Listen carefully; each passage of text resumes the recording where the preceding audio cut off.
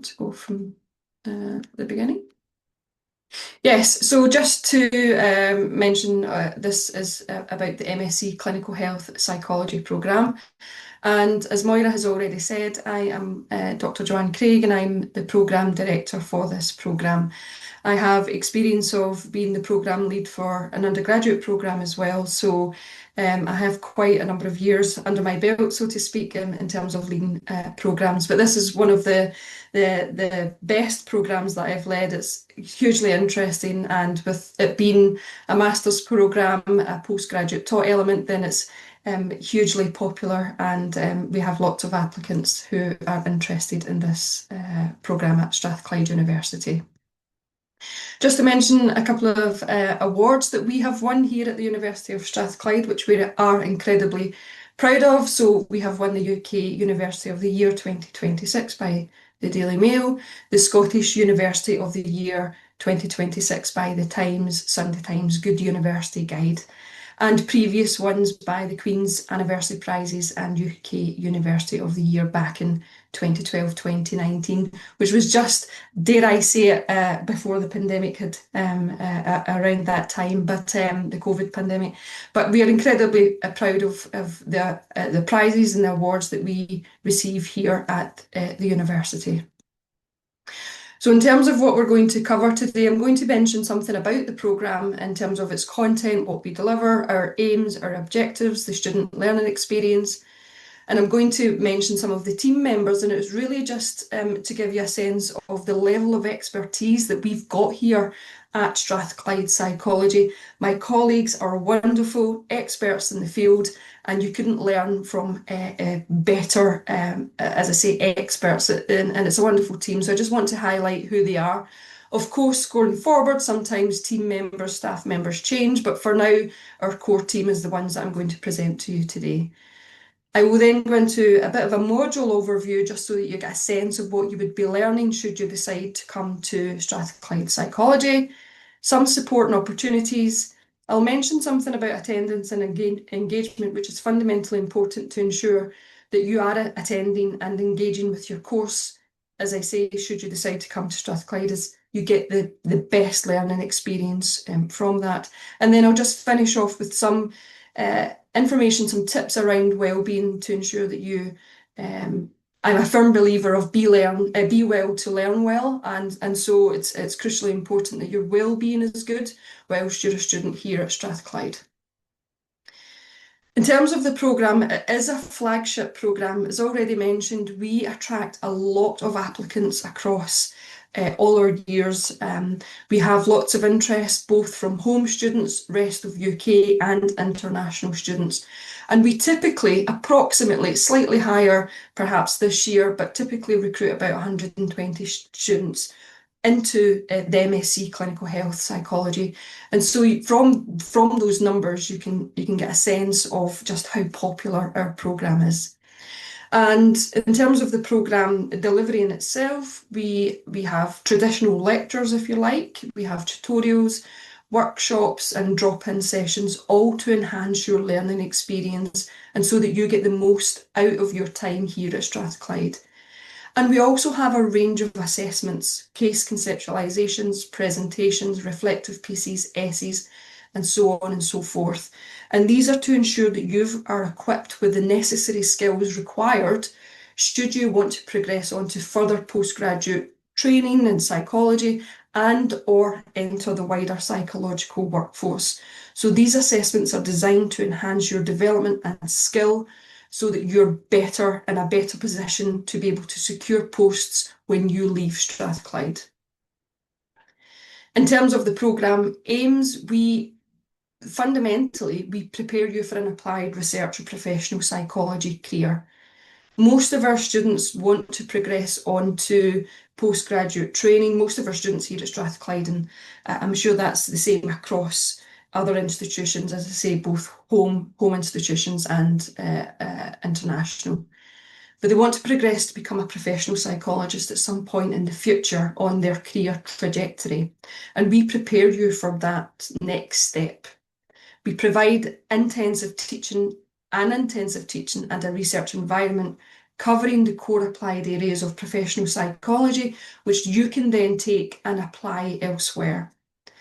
We introduce key psychological interventions via a series of practitioner-led workshops, and this is one of our unique selling points in terms of the collaboration and the professional relationships that we've got with NHS colleagues, so the National Health Service colleagues, who are therapists and counsellors across the NHS, a clinical psychologist who come in to lead these workshops, and so they can share with you the first-hand experience they've got when they're working with clients. And so these are fundamentally a core component of the programme so that you get the best out of this experience in terms of psychological interventions. And we also help you develop key communication and reflective skills. You will have lots of experience of enhancing your communication skills through your undergraduate degree, and we aim to enhance them further. And one of the core elements of this programme is reflection. As psychologists, we need to be able to reflect well in terms of what we know, what we understand, how we can develop ourselves both personally and professionally, reflect on what's gone well or what's not gone so well, and how we can change for going forward. So it's fundamentally crucial that we as psychologists are good reflective practitioners. In terms of the curriculum, applied psychology topics, which I'm sure will come as no surprise to you, we cover clinical, we cover health and neuropsychology. Also, one of the core areas as part of the curriculum is research methods, and it's an overview of key approaches to research design and analysis. Again, you would have had research methods training during your undergraduate degree, but we then take that further and look at different evidence synthesis and evaluation methods and so on and so forth. So we take you to another level with regards to research methods. We've got professional practice. As already mentioned, it's fundamentally important that we have good ethical awareness. In fact, not good, excellent ethical awareness in terms of our moral behaviour, our moral conduct, and how we conduct ourselves with colleagues, with students, with clients, and it's fundamentally important that we are professional individuals. As mentioned, the practitioner workshops and its introduction to key therapeutic modalities. If you want to work with individuals, you want to intervene, you want to help and support the knowledge of different therapeutic interventions, tools and skills and so on is crucial to have awareness of. And you also have a dissertation, which is a significant chunk and portion of your overall degree, where you complete a research project, but you are supervised with one of the members of staff here at Strathclyde or Strathclyde Psychology on a topic related to clinical health or neuro. Just to give you a sense of the structure from a full-time perspective versus a part-time. So the programme can be studied full-time, which is across 12 months, or part-time, which would be 24 months. If you complete the programme on a full-time basis, these are the modules that you would complete in semester 1. So clinical psychology, professional practice, research methods. Semester 1 runs from September to December, and then it's the Christmas break. You would return in January to late March, early April, and complete health psychology, introduction to psychological therapies, and then neuropsychology. All are 20 credits. Throughout the academic year, you complete your dissertation, which you can see is worth 60 credits. So it's a huge chunk of your dissertation overall. And the total that you would complete is 180 credits, which you need to be awarded a master's in clinical health psychology here at Strathclyde.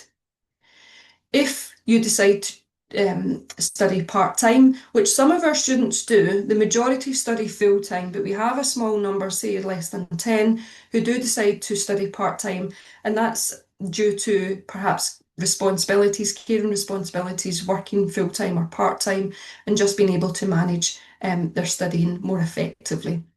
But in year 1, you would complete clinical psychology and research methods in semester 1. In semester 2, you would do health psychology and neuropsychology, and that would complete your first year.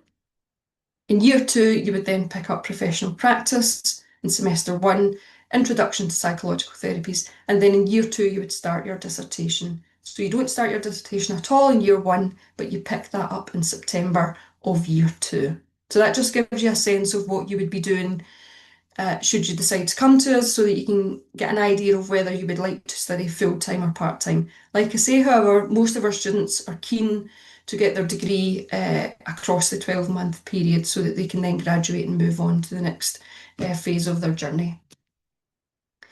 These are our module leads. So I work closely, as mentioned, I'm the programme director. I lead the programme overall, but I couldn't do it with my wonderful colleagues who are well versed, well experienced in the areas that they teach. We've got Dr. Nicola Perry, who leads the clinical and health psychology modules. Dr. Irina Campbell, who leads professional practice and introduction to psychological therapies. Irina's a counsellor and a psychiatrist, so you can see just from her background that she is well placed to be an integral member of this programme. We've got Dr. Craig Donachie, who leads the dissertation, and again, Craig is well versed in public health and research and physical health, physical activity. Craig and I both lead a fourth year module on our undergraduate programme together in relation to physical activity for health. So Craig's well equipped to be, as I say, a key member of this team too. Dr. Damien Williams, excellent knowledge across research methods and data analysis at public health level, and Dr. Will McGowan, who's a neuropsychologist and, as I say, well equipped. But our team, because it's a wonderful programme, there's lots to it, lots of learning, lots of elements associated with the clinical health and neuropsychology domains. Then we have input from other colleagues, and again, excellent level of expertise. Dr. Megan Crawford's a health psychologist. Professor Chris Graham, Introduction to Psychological Therapies. Chris has been a clinical psychologist out in the NHS and practicing as a clinical psychologist, so well equipped to be sharing that experience with our students.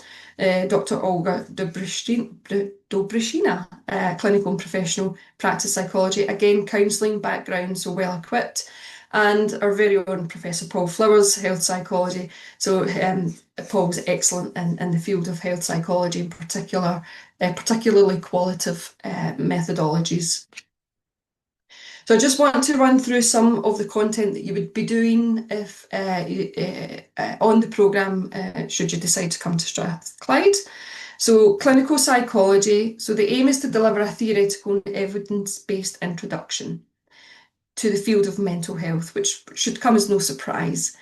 The interaction is between the physical and mental health. So we know, for example, we have a psychosomatic process where our mental health, our mind impacts our body, but also a somatic psychic. So it works in the reverse order. So how we move our bodies, how we treat our bodies, that has an impact on our mental health. And so we look at the interaction between physical and mental health. The psychological impact of living with chronic illness. There are many chronic illnesses across individuals, across cohorts, across our societies, and we look at the psychological impact based on personal experience. My mum lives with a chronic illness, and I know the effects that can have on her psychologically, and how she then is able to function in everyday life in terms of her quality of life. And so it's a key area that receives a lot of attention across, because there's so many individuals across our societies that are living with illness and disabilities. And then we look at the most commonly reported mental health complaints. And again, some of these are around depression and anxiety and so on and so forth, which there seems to be across, again, different age groups and so on, a huge increase in that, just based on the BPS Manifesto, which is the British Psychological Society Manifesto. Last year, they predicted that there was 250,000 children and young people who were waiting for a mental health appointment with a professional within the NHS up and down the UK. That's a stark number, and really concerning that we have so many young people that are needing mental health support but are placed on lengthy waiting lists. And so we start to look at the most commonly reported mental health complaints in terms of our understanding of what they are, how they develop, and how we best intervene. These are just some of the topics. So as already mentioned, the relationship between physical and mental health. Insomnia, which is Again, similar to depression and anxiety, sleep problems are on the rise. Young people in particular often have disrupted sleep patterns, which impacts their well-being negatively. We look at mood disorders, psychosis, and then trauma, which is a big area of focus. If anyone's interested in the work done by Dr. Gabor Mate, excellent work on trauma, post-traumatic stress disorder, and the impact on the body is wonderful work if anyone's interested in that. In terms of professional practice, as already mentioned, we have a code of ethics, a code of conduct, which we must adhere to at all times to ensure that we are behaving professionally with anyone who we come into contact with. And it's fundamentally important that you have that relevant training to enhance your professional and ethical conduct and ethical awareness. And there are key professional bodies that we liaise with in partnership with, the BPS, the HCPC and the NHS. And these are all have input into shaping psychology profession and how we conduct ourselves as psychologists. And so this one in particular looks at the professional guidelines and evidence-based practice. Confidentiality and risk assessment is fundamentally important, that we have a good sense of how we can protect individuals that we work with and support. Professional boundaries and anti-discriminatory practice. Supervision and continuous professional development. You're never just finished when you study psychology. There's always more to learn, more to grow as an individual, both personally and professionally. And then public protection and information sharing. And this is an optional workshop that we deliver, but most of our students want to take part in that. Research methods, as already mentioned, you would have studied research methods during your undergraduate degree or previous prior learning. We need to ensure that you've got a sufficient depth of knowledge around research methods, research design and analysis, statistical tools and our software that we would use, which would be SPSS here at Strathclyde. So the module leader, who's Dr. Damien Williams, looks at what is evidence, evaluation, mixed methods, epidemiology, qualitative methods and evidence synthesis. So it moves away what you would have received at undergraduate level, which is typical types of designs associated with groups or just individuals without having to look at separate groups and so on, and more of your standard types analyses such as correlation and regression and analysis of variance, for example. So these are typical types of statistical tools that you would have got during your undergraduate degree. Whereas we start to move away from that at postgraduate level on this programme and look at different types of research methods and data analysis that are useful combined with your knowledge of your undergraduate training. In terms of health psychology, to enable students to develop their knowledge of health psychology and acquire and practice the skills to evaluate health psychology interventions. Health psychologists want to understand health behaviours, health conditions and how best to intervene so that we can have a positive impact and a positive change on health outcomes. So we look at theories and methods and behaviour change, and health psychology is broadly one of the areas that I have expertise in with regards to behaviour change interventions to increase physical activity to benefit both psychological and physical health. But crucially important, which I've not mentioned up until now, but we look at critically evaluating. So we're not just describing interventions and behaviour change techniques, but we evaluate them. We evaluate the theoretical frameworks, the methods used, and the interventions to ensure that they are shaped and tailored to enhance the best outcomes for any one individual. So we look at the relationship between behaviour and health. We know how we behave has an impact on our psychological health and our physical health. We look at theories of behaviour change interventions and techniques. What skills can we use? What tools can we take from that toolbox to help individuals change our behaviour? I've once read a quote around assisting someone to change their behaviour is not rocket science, it's far more complicated than that. And it is in some respects because we are individuals, we are unique in the sense of our own makeup, and changing behaviour is not something that can be done easily and on a whim, especially if you want to ensure that there's long-term behaviour change and it's sustainable across a longer period of time. We also look at interventions and techniques in the real world, and psychology can be a little bit guilty, particularly in the past, where we've looked at interventions in a lab-based environment, which doesn't reflect real-world activity, if you like. And so we take that out of the lab and into real-world situations where we can then evaluate properly the effectiveness and the efficacy of the interventions in themselves. And also in this module, we look at adherence to interventions and techniques. You'll know yourself, I'm sure you've got experience, although I'm keenly interested in physical activity and I've an individual that's exercised all of my life, I would say. I don't always adhere, I don't always follow through with goals, even though I intend to change behaviour or increase a behaviour or stop a behaviour.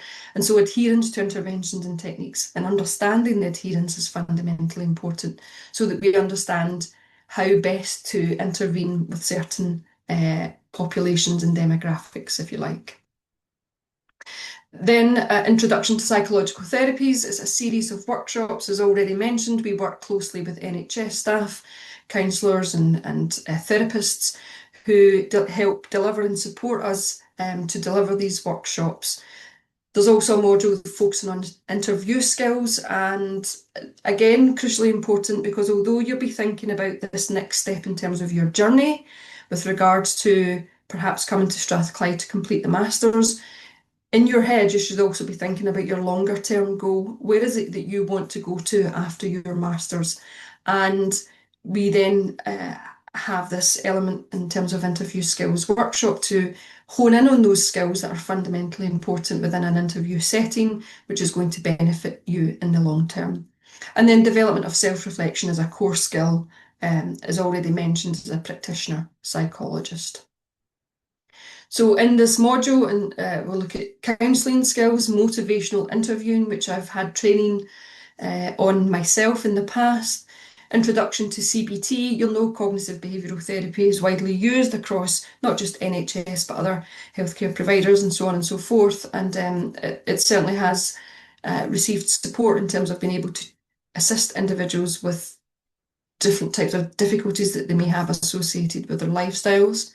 Introduction to Acceptance and Commitment Therapy, Professor Chris Graham, this is one of his areas of expertise.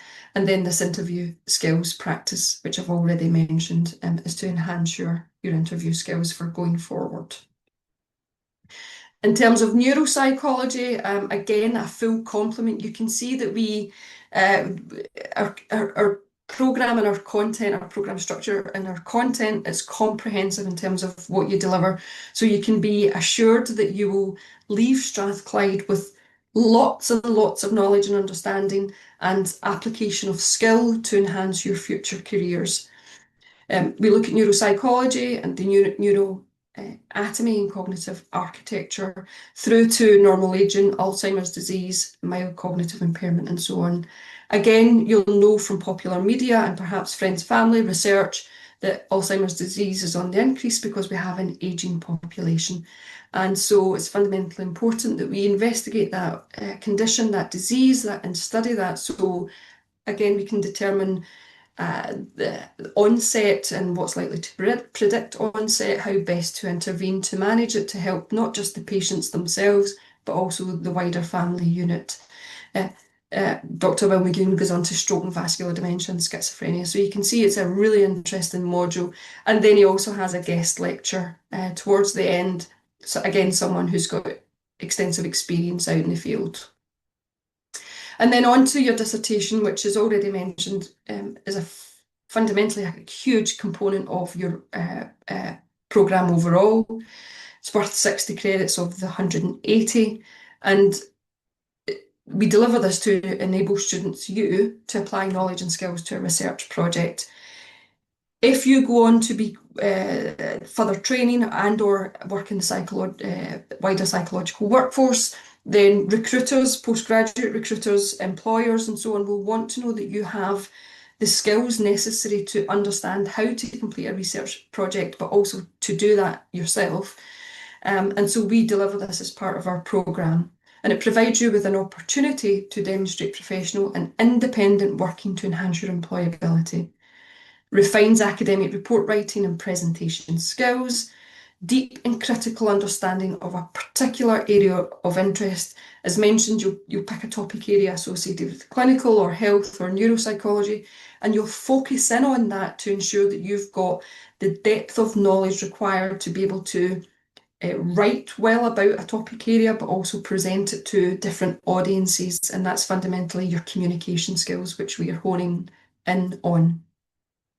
It's flexible in terms of its format. It can be primary or secondary data collection, quantitative, qualitative, mixed methods, systematic review. These terms should be familiar to you with having, going through an undergraduate degree or already completed your undergraduate degree.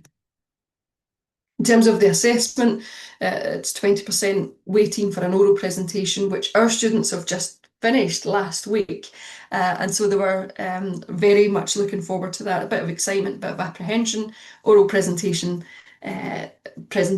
often don't come easy to a lot of individuals, but we support our students in being able to develop the necessary skills to be able to convey what it is that they are doing in terms of their research projects.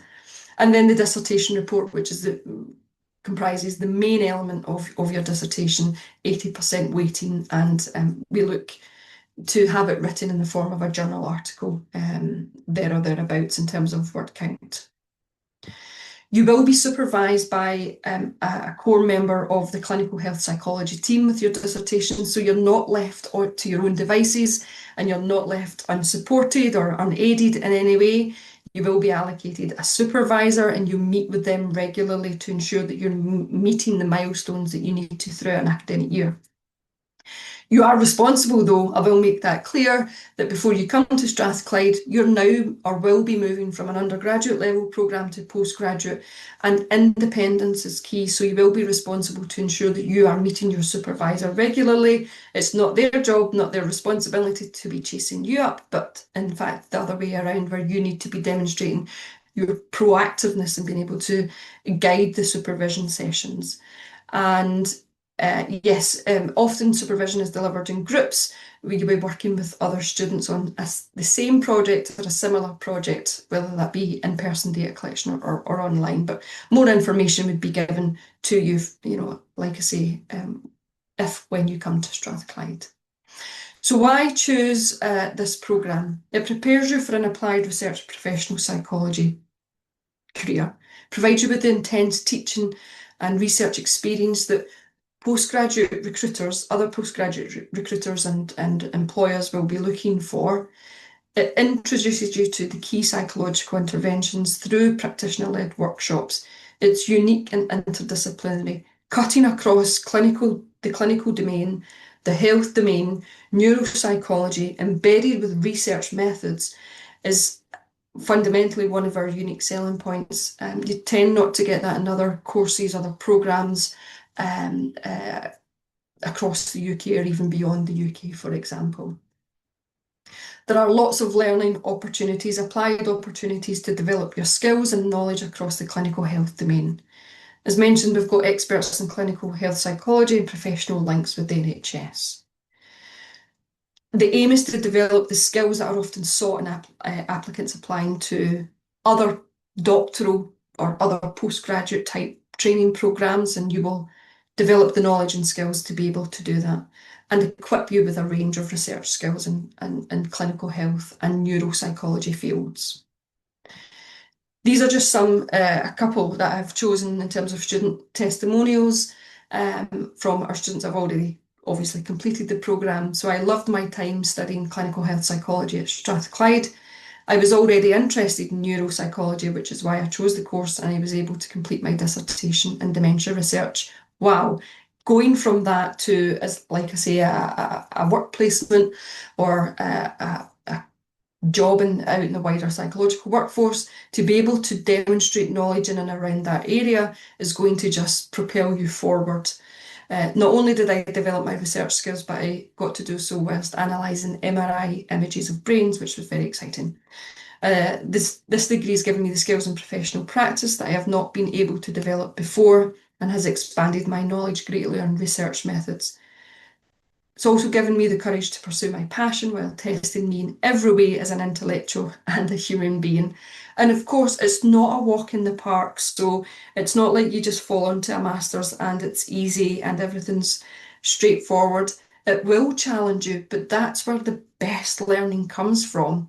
We need to be able to push you to not your limits, I don't mean it in that respect, but certainly challenge you to grow as an individual, both personally and professionally, so that when you leave Strathclyde, you're in the best position to be able to secure something in terms of going forward. It doesn't sit well with us as colleagues here at Strathclyde in terms of employability and your outcome and your path forward.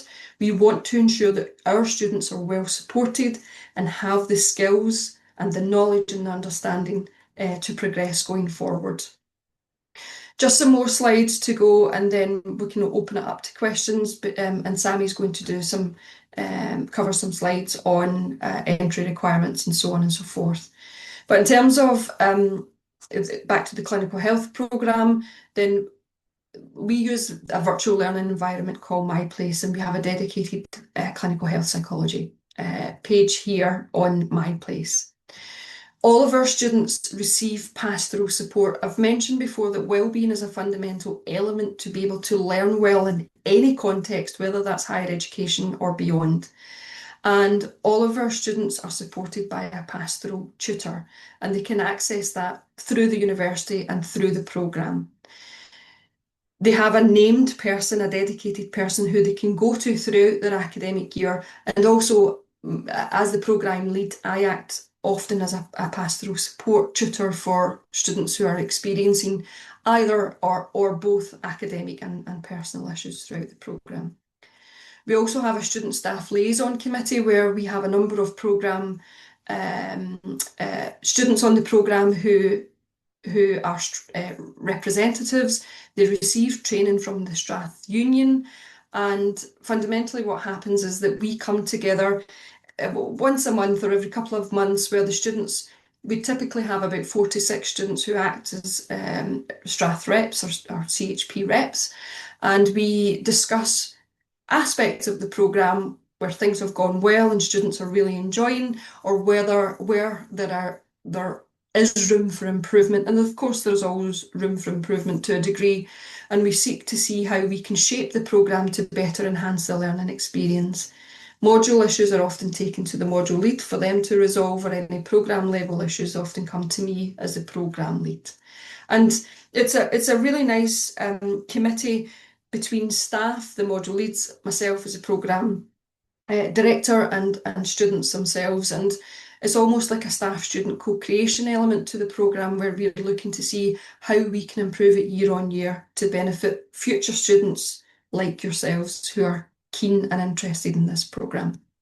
We have a postgraduate psychology society where we look for new students to fill these places year on year, the chair, the treasurer, social media secretary, so on and so forth. We also have an opportunity within the psychology department where our postgraduate students can undertake graduate teaching assistant work. This is something that I used to oversee when I was the lead for the undergraduate programme.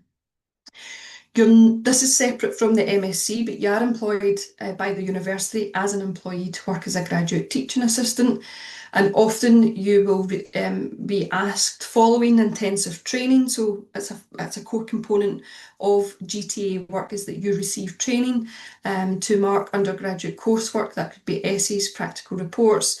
You could be involved in undergraduate exam or test invigilation, or involved in undergraduate tutorial work, SPSS practical work, which of course is associated with research methods. So it's a wonderful opportunity to take this or apply to become a graduate teaching assistant. It's a recruitment process, but it enhances CVs significantly to demonstrate that you are able to contribute to undergraduate degrees in the terms of assessment and feedback and so on and so forth, which is all associated with quality assurance. We also deliver research seminars here at Psychology Strathclyde, and you hear about cutting-edge research firsthand. It's excellent. We invite, again, experts across the field of psychology to present to us at Strathclyde. And it's a learning experience for all of us when we go to these seminars, because we learn how established academics present their work, and we can learn from that experience in itself and how to create professional academic presentations, which will, of course, would help you on the programme, the clinical health programme, but also beyond. Just something to mention with regards to attendance and engagement. Now, the clinical health psychology programme is an in-person learning programme.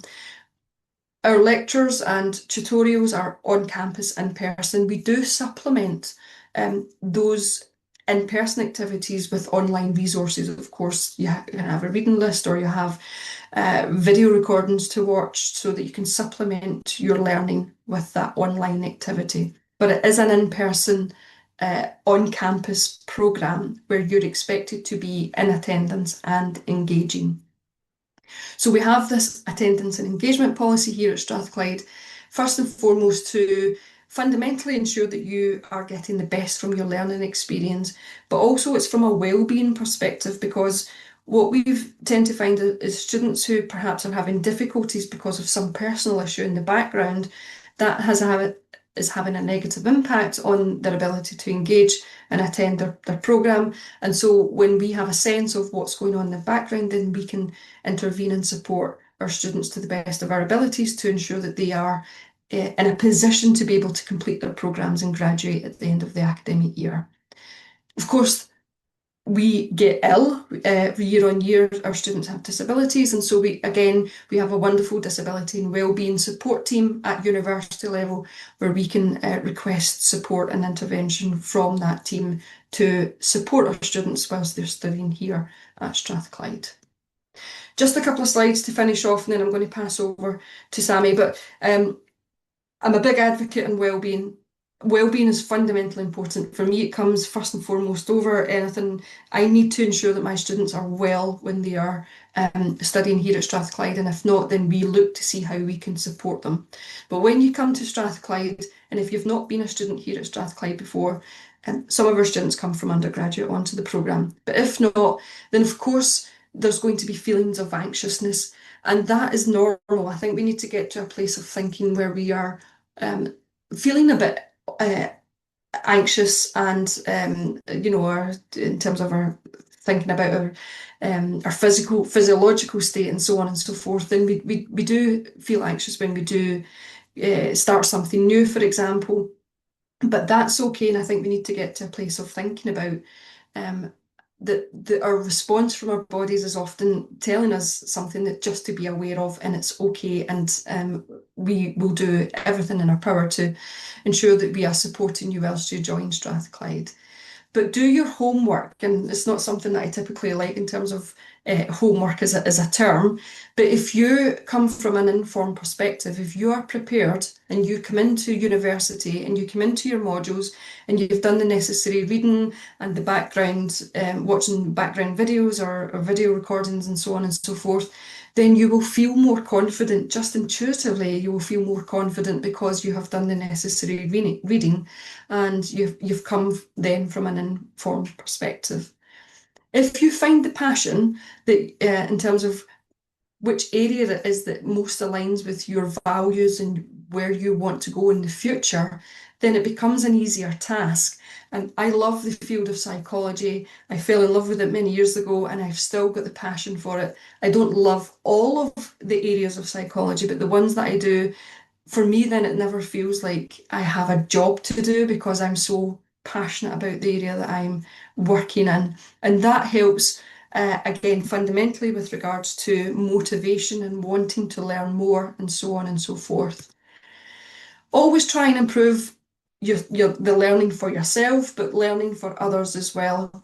And that's where we think about our conduct as a professional psychologist and how our behaviour not only impacts and influences ourselves, but also impacts and influences others around us as well. And we often get in situations where tutorials and workshops and so on, not necessarily at postgraduate level, but sometimes we see it more at undergraduate level where students are a bit apprehensive in speaking up and offering their opinions and sharing their thoughts and their perspectives. But often we're all similar, we're thinking similar things, and so it's crucially important that you do speak up and voice your opinion and your perspective and what you think and what you know. And that builds confidence in the classroom as well when you are taking part in tutorials and workshops and so on and so forth. And we have so many students, I see it year on year, and maladaptive perfectionism is so detrimental to psychological health and well-being. And none of us are perfect. We've all got flaws. We've all got things in our characters and personalities that we think we would want to change and want to do better and so on and so forth. And it's okay to be perfectly imperfect. And I think we need to be striving towards that level of acceptance that as long as you're moving forward and progressing, you don't need to reach the highest bar, because you need to question, well, what is that highest bar? But certainly moving forward and progressing well in the right direction rather than trying to be perfect is certainly going to benefit you when you're a student here at Strathclyde. So I've got a slide for any questions, but what I think I'll do, Moira, if it's okay with you, I'll hand over to Sammy first. Would that be okay? Yes, okay. Sammy, you okay to go through these slides? You can just let me know when you want me to move on. Perfect. Yep. So I'm Sammy. I work in the postgraduate admissions team and we're responsible for handling all pre-applicant inquiries and applications to the MSc in Clinical Health Psychology. So I'm cautious we want to leave time for questions at the end of the webinar, so I'll just run through this really quickly. But for entry to the programme, we do typically look for successful applicants to hold a first or a second class honours degree in psychology. We do look for your psychology degree to have covered research methods and statistics training, and also for you to have completed a dissertation or thesis. So usually if it is a kind of BPS accredited UK-based psychology degree, you probably will have covered that. But if you are applying from overseas and you're holding a non-UK psychology degree, we would be kind of looking for you to evidence that at the point of application. So usually we can kind of deduce that from the information that is to be found on your academic transcript. But if it's not that kind of evident, then we might ask you to provide kind of module descriptors or like a letter from your undergraduate institution. So I just suppose just to be aware that that might be kind of additional information that we might request from you if you are applying with a non-UK psychology degree. And also worth mentioning is if where a student's native language isn't English, we would look for you to provide English language test results. So for the clinical psychology, we do ask for a slightly higher IELTS requirement than we do as is the university standard. So it would be IELTS academic with an overall score of 7 and no individual component below 6.5 and a written component of 7 or above. So we can accept some alternative tests to the IELTS. And if you do have any questions about that, I can provide you with the link to the full list of alternative acceptable tests and corresponding scores. You can apply with your degree in progress and your English language test in progress. We would encourage you obviously to apply as soon as, and obviously any offer would be conditional to providing that evidence. So if you are still and your degree is still in progress, or if you've not sat the IELTS yet, then do still apply. I wouldn't, you don't need to wait until that's in place. Next slide, if that's okay. So if we're looking to apply, the applications are made to us directly just through the apply link, which can be found on the course webpage. So if you are considering making an application, I would check first of all that you meet the academic entry requirements. Further information can be found in the apply tab or the entry requirements tab on the course webpage. Then if you navigate to the apply tab, you'll find the link through which to submit the application. There's no charge for applying to the university, and we usually would endeavour to get back to you within kind of 10 working days with an outcome on your application, or to request additional information if we need it. It's just a kind of short online application form. We'll just be kind of asking for your personal details, some information about your previous kind of educational and work experience, and you'll be able to upload at that point your degree evidence if it's completed. So that would be your degree certificate and transcript we'd be looking for. If your degree is still in progress, then just your interim transcript, if you've got that to hand, would be great. And then if you're also able to upload a copy of your CV, English language qualifications if you've got those to hand, and a personal statement. There are two kind of specific questions on the application form that are tailored to the MSc in Clinical Health Psychology. So you'll be asked to provide an answer to the following questions. So what is your understanding of the role of either a health clinical or neuropsychologist in improving health outcomes? And the second question is, what do you hope to gain from doing the MSc in Clinical Health Psychology? So there's kind of a text box for space for you to answer those questions on the application form. But if you find that you're running out of space, if you just upload that as a Word or PDF document, that's fine. And then we do also ask that you provide two satisfactory references in support of your application. Ideally, they should be academic references, but we can also consider professional references too. And usually we just request those through our online reference portal. So there's no need for you to upload the references as long as you're able to provide us with the kind of contact email address. We'll do the work in reaching out to your references directly to request that they provide a reference in support of your application. I should also note there is no published application deadline for this programme, but we do encourage you to apply as early as possible, particularly if it is the case that you require a student study visa to study in the UK. Obviously, there's kind of additional steps in that process. But usually, if you were needing a CAS to apply for a visa, the earliest we usually would release the CAS would be kind of 6 to 4 months before the course start date. So I would suggest that that's quite a good time to kind of aim to get your application in, so that you allow yourself that time to make your visa application and the necessary arrangements to join us for the start of term, which will be kind of mid-September. Next slide, please. So in terms of funding, if you're a Scottish student, you might find that you're eligible for postgraduate funding from SAS. So they can offer a postgraduate loan up to £13,900, and that's split between the tuition fees loan, which would be paid directly to the university, and then a living costs loan, which is paid to yourself once you register. I would advise that you contact SAS directly to kind of discuss or to check your eligibility. Applications should be open now. They usually publish a guarantee date, so like a date by which if you submit your SAS application, they'll guarantee that your funding will be in place for the start of term. And usually that's around about the kind of end of June. So even if you've not applied to the course just yet, or if you're still waiting to hear back from us, I would still encourage you to submit your funding application at the same time, just so that you can make sure that that's in place for when you start the course. And if you are domiciled in Northern Ireland, England or Wales, it would be Student Finance Northern Ireland, England or Wales that you would look to for information on student funding options and eligibility. Next slide. So we do have a couple of scholarship opportunities. If you have studied your undergraduate degree here at Strathclyde, then you'd be eligible for the alumni scholarship. So that's to the value of 20% reduction in your tuition fees for the clinical health psychology course. There's no separate application process for that. We would just assess your application for eligibility when you come to apply, and then that would be automatically deducted from your tuition fees at registration. We do, for home and our UK students, have the Postgraduate Dean's Excellence Scholarship. So we've got a very strictly limited number of those awards available. They're to the value of £2,000. That would be deducted from your tuition fees, and they are merit-based scholarships. So again, no separate application scholarship is required. We would just kind of assess the information that you provided in your course application to determine if you'd be eligible for that. Obviously in competition with the other applications that we receive to all kind of postgraduate top programmes across the faculty. So it's for that reason we would kind of encourage you to make sure you take time when you're providing answers to the personal statement questions, and also to provide a CV when you apply, because that's kind of the information that we'll be looking for. You to evidence kind of strong motivation and kind of any extracurricular experience which you feel is relevant to. So that's a very important part of the course application that we would then take into consideration for your scholarship eligibility.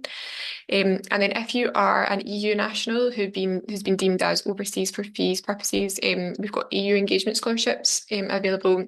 So for this programme, again, to the value of £8,000, and again, deducted from your tuition fees. And same as above, there's no separate scholarship application process for that. It's just a case of they'll determine your eligibility, and we'll contact you by email to let you know if you've been awarded that scholarship. Next slide. Thank you. So for international students, similar to the EU Engagement Scholarship, we do have a scholarship available to the value of £8,000. That again is automatic. It will be awarded upon payment of your deposit, so long as you'll be self-funding your studies, and so long as you make your deposit payment by the scholarship deadline, which for just now is the 31st of August. And similar to the Dean's Excellence for the Scottish and our UK students, we've got one available for international students too. So it's to the higher value of £10,000. Again, it's no separate application required. We'll assess your application in competition with the other applications we've received to all postgraduate top programmes. It should be noted though you can only hold one scholarship per year from the university. So if you were to be selected for the Dean's Award, that would be to obviously the higher value and in place of the International Master Scholarship, which is automatically available to all international students. So there's a wee link there as well. There's a searchable database with scholarship opportunities, so you're able to kind of filter down to your postgraduate soul and programme, and you'll get a full list of scholarship opportunities there. Next slide. So if you'd like to speak to a student ambassador who would be a current student at the university, there's the link there to kind of get more information about that. If you find that helpful in reaching an informed decision, like Joanne was talking about what postgraduate study will look like for you, and to have your kind of questions answered by kind of peers and students that are going through or have gone through the same process as yourself. And then next slide, finally. I know we're going to stop quickly just for a wee quick question and answer session, but if there's anything that pops into your head after today's webinar, or if you'd like to discuss your application or your offer, we hold virtual drop-in sessions every Thursday between 12 to 1, so feel free to sign up and pop along to those to speak to a member of the admissions team. We've also got our email address on the screen there and our phone number. And our phone lines are manned Monday to Friday 9 to 5. So if you've got if a wee question pops into mind, do feel free to give us a wee call and we'll do our best to help you. But that's me.